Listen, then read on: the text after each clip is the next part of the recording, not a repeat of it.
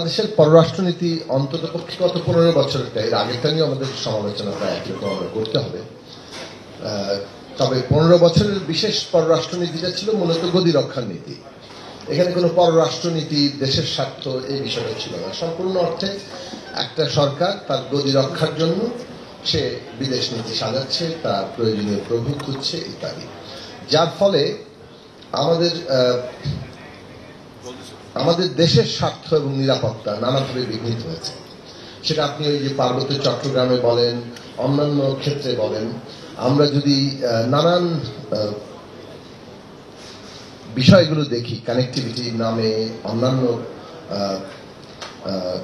যৌথ উদ্যোগে যে সমস্ত ঘটনাগুলো ঘটেছে, প্রকল্প তৈরি হয়েছে, সেই সবকিছুর একটা জায়গা ছিল বাংলাদেশের সরকার তার নিজের গদি রক্ষার স্বার্থে অপরাপর শক্তিকে খুশি করার নীতি নিয়েছে।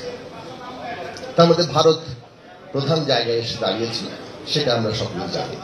এমনকি মিয়ানমারে যখন এই যে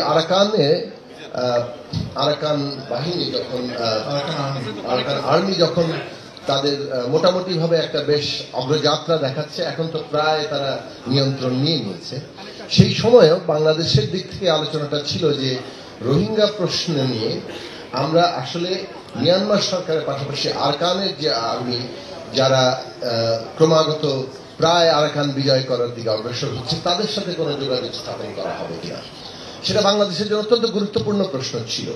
এবং রোহিঙ্গা প্রত্যাবাসন প্রশ্ন এটা অত্যন্ত গুরুত্বপূর্ণ ব্যাপার। কিন্তু সেই বিষয়ে বাংলাদেশ থেকে আলোচনা উঠেছে, কিন্তু সরকারের দিক থেকে কিন্তু কোনো উদ্যোগ নেওয়া হয়নি, কারণ একইভাবে বাংলাদেশের স্বার্থ পররাষ্ট্রনীতির কোনো জায়গায় ছিল না।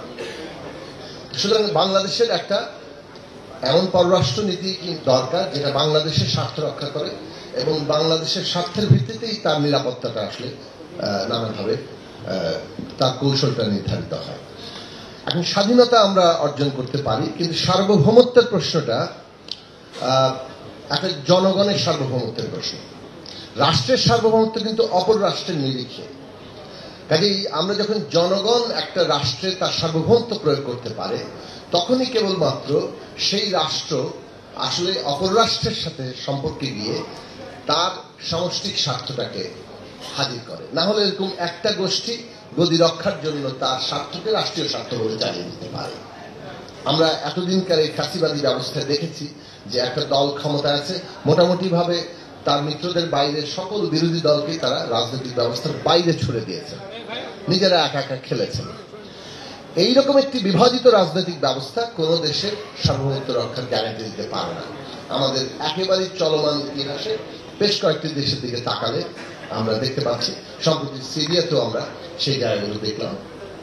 কাজেই সার্বভৌমত্ব রক্ষার এই অভ্যন্তরীণ শর্ত আমাদের পূরণ করতে হবে, যেটা আমাদের এই অভ্যুত্থানের সবচেয়ে বড় জন আকাঙ্ক্ষা এবং সবচেয়ে বড় একটা বলা যায় যে সুযোগ, বাস্তবতা, যে আমরা এমন একটা গণতান্ত্রিক রাজনৈতিক ব্যবস্থা তৈরি করতে চাই যেখানে আমরা এই যে সকল রাজনৈতিক পক্ষকে এই ব্যবস্থার অংশীদার যাতে তারা ভাবতে পারে, এই অবস্থাটা সৃষ্টি করতে পারে। সেটার জন্য ন্যায় বিচার অত্যন্ত ভিত্তিক, কিন্তু তার জন্য যে সংস্কার, নতুন বন্দোবস্ত এবং একটা নির্বাচন, সেই প্রসঙ্গগুলো নিয়ে আমাদের আলোচনা হয়েছে। ভূ রাজনীতি বঙ্গোপসাগর কেন্দ্রিক আছে এবং দুনিয়ার বৃহৎ শক্তিগুলো এখানে ক্রিয়াশীল, এবং সেইখানে ওই ধরনের একটা অভ্যন্তরীণ রাজনৈতিক ঐক্য তৈরি করা ছাড়া মোটেই আমরা এই অবস্থা থেকে আমাদের যাকে বলে জাতীয় স্বার্থটা রক্ষা করতে পারবো না। কিন্তু অভ্যন্তরীণ অগ্রগতি আমাদেরকে জাতীয় স্বার্থ রক্ষা করতে প্রভূত সাহায্য করতে পারে। এইখানে একটা বিশেষ জায়গা আছে ভারতের সাথে সম্পর্কের প্রশ্ন। এটা একদিকে প্রতিবেশীগত, ভারত আমাদের প্রতিবেশী নিকটতম, ভারতের সাথে আমাদের ঐতিহাসিক এবং সাংস্কৃতিক সংযোগ এবং জের আছে, যেটা কোনোভাবে অস্বীকার করা যায় না। ফলে ভারতের সাথে সম্পর্কের ব্যাপারটা কেবল আন্তর্জাতিক নয়, এটা অনেক ক্ষেত্রেই অভ্যন্তরীণ হিসেবে প্রভাবিত করে এবং ভূ রাজনৈতিক বাস্তবতায় ভারত একটা গুরুত্বপূর্ণ জায়গায় অবস্থান করছে।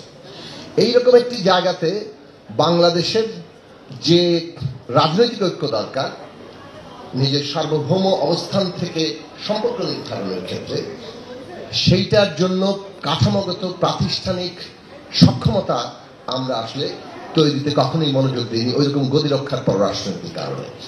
বাংলাদেশের এখন দক্ষিণ এশিয়ার, এই কথাটা বলছি যে ভারতের সাথে গুরুত্বপূর্ণ এই কারণে যে বাংলাদেশের ভিশনটা নেওয়া জায়গা উচিত যে আমরা গ্লোবাল সাউথে দক্ষিণ বিশ্বের একটা নেতৃস্থানীয় দেশ হতে পারি কিনা, সেইটা বাংলাদেশের এখন লক্ষ্য হওয়া উচিত।